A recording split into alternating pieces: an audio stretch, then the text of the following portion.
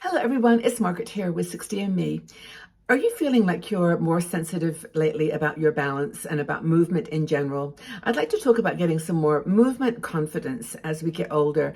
Now, I think it's very natural as we get older, we start to think about mobility in a different way. We're maybe not, feeling so centered and balanced on the ground. Our posture may be changing, but I think it's important, so important for our health that we learn how to strengthen our bodies and our minds to feel more confident as we're moving around this beautiful world. Now, one of our bloggers, it was Bethany Dennis, wrote this article about balance. I did a video a few weeks ago about this, but I want to get a little bit more tactical, a little bit more practical about what you can do to start feeling, more confident with your movement and how to, do some exercises and, shift your mindset about moving as an older woman. Now, we've done some research with 60andMe sisters, and many of them will say that the one thing that they are nervous about getting older, or even one of the stereotypes that they feel are most, sort of relate or affecting them, are the stereotypes around movement, that we're not as able to do things anymore. We can't travel, we can't, be as active or engaged. And that is a stereotype, but as I said, it does have a little bit of truth to it. So let's dig a bit deeper. How do we make those first steps to make it better? Now, Bethany's article is great. You can check it out, and I think she has some resources on her own website that you can check out to get some specific help. But just for now, the most important message she gives at the beginning is to start slow. Write a list of all the movements that you want to master. Now, one of the ones that I did a few years ago now was getting up from my chair without holding on to it, just literally standing up from your chair. And that's always, I think, a really good indicator of how strong your leg muscles are and how strong your balance is to be able to get up off a chair. How many can do that? How many can actually get up off a chair without having to hold on to the sofa or to something else, to help yourself up? It's a very, very common one. And don't forget, by the way, I'm going to have my cup of tea, by the way. Oh, by the way, I'm drinking Pukka tea. I've got ginger, manuka honey, and lemon. It's a very, very nice wintry drink. I've got it in my little cup here. And the reason I did this today was that it's very cold out today, and I can just see that this is an influence on my mood when it comes to getting out and walking. And walking is one of the most important things that you can do for balance. I'll take a sip. Now, is that your situation? I've got my tea bag still in there. Anywho, you've got to take small steps, and you've got to know kind of what the triggers are. Now, for me, if it's cold outside and it's rainy, I'm not so likely to go out and walk. But that is the best thing, one of the best things you can do in order to get, more sort of practice with posture and balance. You can do things with friends. It's always good if you have someone to make you a bit accountable. Bethany talks about finding community groups. You do not have to do this alone. You can do your own walking, your own exercising, but you can join groups too. You can you can actually get encouragement from other sisters. One second. I just got over a cold, so my throat is a little bit crazy. Anywho, so once you've established how you're going to do this, are you going to do it alone, with a friend, in a community group, or maybe a combination of those? Let's get on with it and start figuring out ways that you can guide yourself through the process of getting stronger.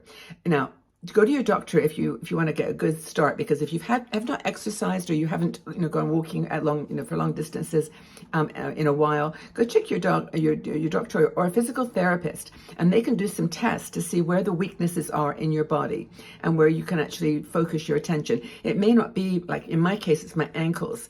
I have very weak ankles. So whenever I'm, walking on an uneven surface, my ankle will sometimes kind of collapse a little bit. And so whenever I travel, I always take, a little brace with me, so that in case I, encounter cobblestones or any kind of rough surfaces, I'm going to be okay. So go to a physical therapist or a doctor, and just check out your vulnerabilities, the areas that you need work. Is it your hips?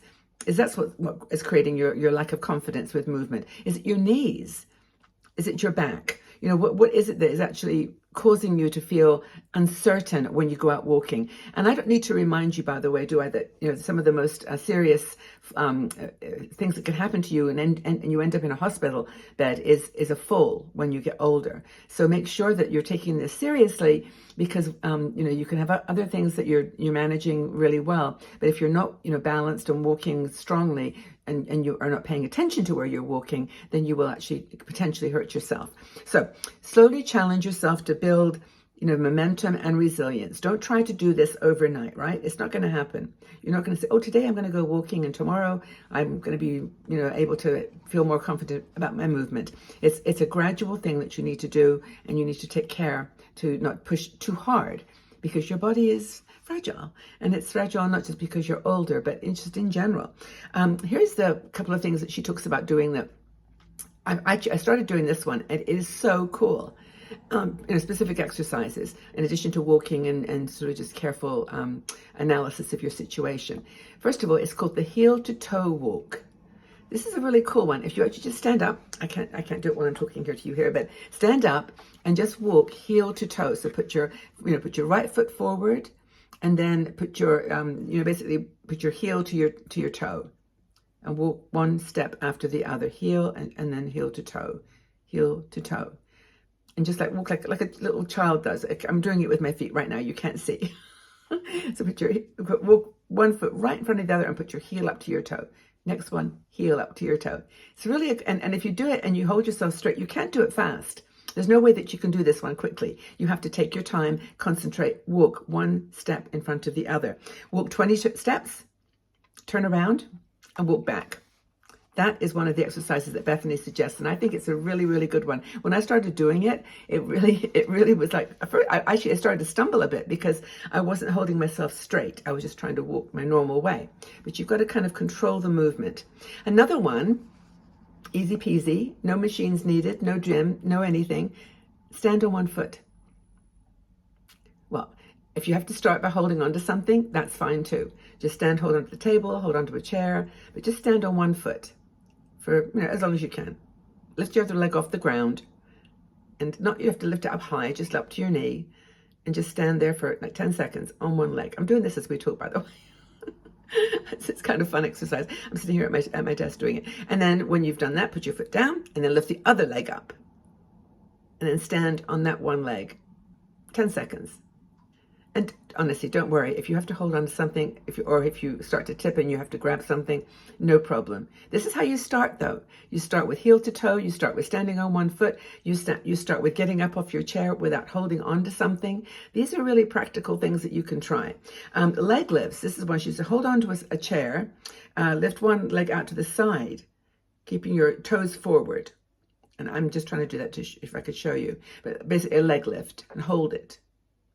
You'll feel that in your thighs, and you'll feel it all along your legs. And the idea is not to really work on any one part of your leg, but it's just to actually strengthen your whole body so that you're able to do things, in a balanced mode. So one step at a time. Lift your left leg out for 10 seconds, hold it, and then lift your right leg out for 10 seconds and hold it. And the other one is heel raises. This is where you stand behind a sturdy chair and you slowly raise your heels off the ground. So you're holding onto the chair, lifting your heels up and then relaxing. Okay, I think I've got all these on. Toe tapping is another one she talked about. Oh, that's a good one.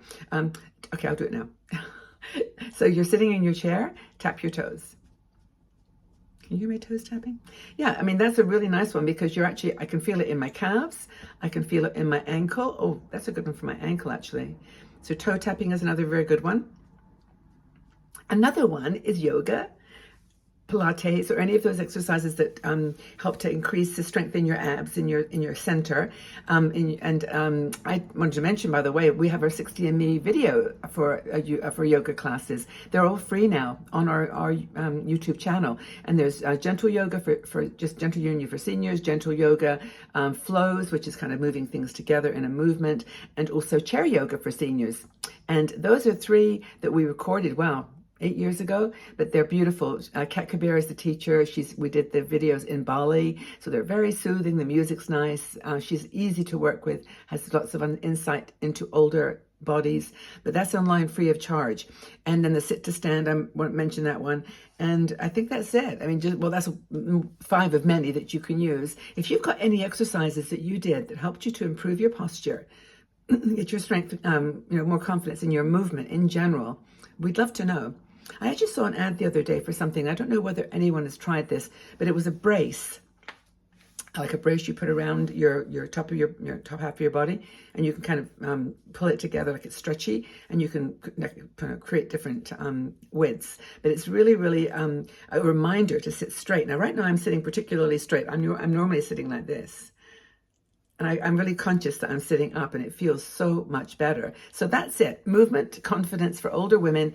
Try these 5 or 6 things. See, let us know how you get on. And just tell me like how maybe the movement challenges that you faced and the lack of confidence has held you back from doing things you want to do.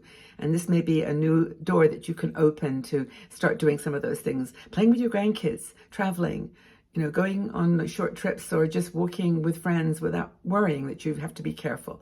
And if you have to, use a stick, hold on to something, that's okay too. But this is just if you want to try to push that little bit harder as you can, if you can push it a little bit harder to get body confidence in your 60s. Okay, everybody. Well, thank you so much for being here. I appreciate all your help. By the way, if you haven't filled in our 60andMe community survey, would you do that for me? I'll put the link in the section under this video. I think we're going to leave it open for most of the month of December, but we're really excited about hearing from you about what you like from 60andMe and what you'd like to see more of. But it's our community survey. I'll put that link below. But of course, give this video a like too if you've enjoyed it, and know that I'm sending you all my love and all my good wishes for your health and happiness in this amazing time of our lives. I'm by your side. I'm walking with you. We'll see you again soon. Take good care.